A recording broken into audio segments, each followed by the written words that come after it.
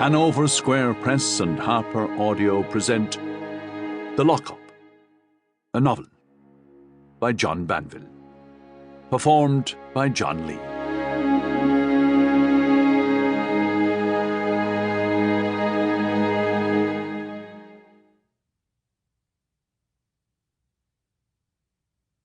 Alla mia cara amica, Beatrice Monti della Corte. They flee from me that sometime did me seek, with naked foot, stalking in my chamber. Sir Thomas Wyatt. Alto Adige, after the war. 1. Brother Damien stood with a hand held up to shield his eyes against the sun and watched the man, still far off, making his slow way up the steep track toward the monastery. It was April, but ragged patches of snow still clung on in the lee of dry stone walls and in the blue-shadowed hollows under overhanging rocks. Below, the village nestled in the valley floor. The grass down there seemed unnaturally green after the ice and storms of a long winter. The village, with its timbered houses and steeply slanted roofs, its narrow streets, its clock tower and steeple, was as quaint and timeless as a picture on a postcard.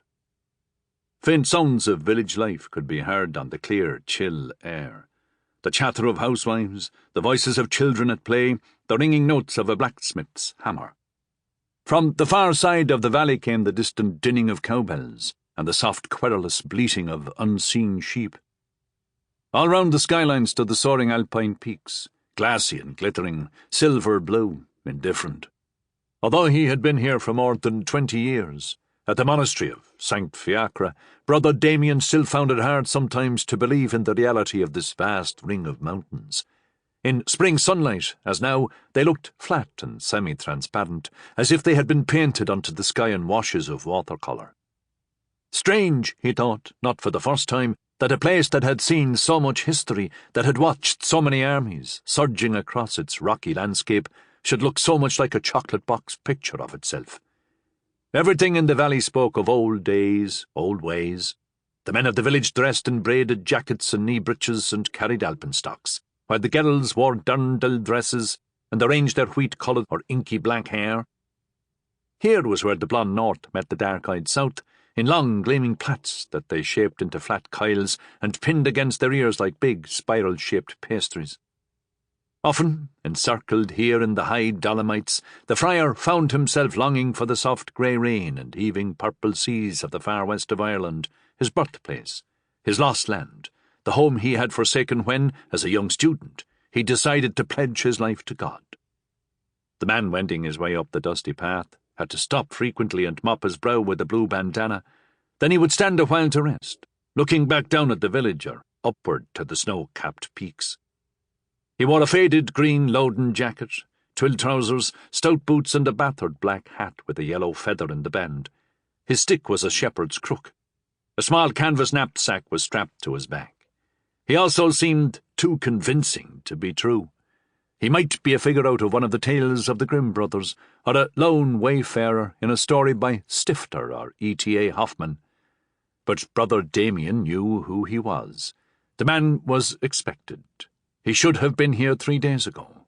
The delay was worrying. Had he been stopped at the border? Had he been noted and identified, and tracked, perhaps, as he made his perilous way south and up to this high place? The man arrived now at the top of the track. They met under the arched stone entranceway to the courtyard, around the 4 sides of which the ancient monastery was built. It had originally been a stopping place for crusaders on their way to the Italian ports to board ship for the Holy Land. The Franciscan order had taken it over in the 14th century, under the benefice of one of the Avignon popes, and had occupied it ever since. It was a self-sufficient establishment, with its own herds of cattle and sheep and flocks of poultry, its piggery, its bakery and brewery, its dairy, its orchards and extensive vineyards. Brother Damien had been minister provincial here for a decade now. His duties lay heavy upon him. In his heart, he felt he wasn't fitted for a position of authority. Sample complete. Ready to continue?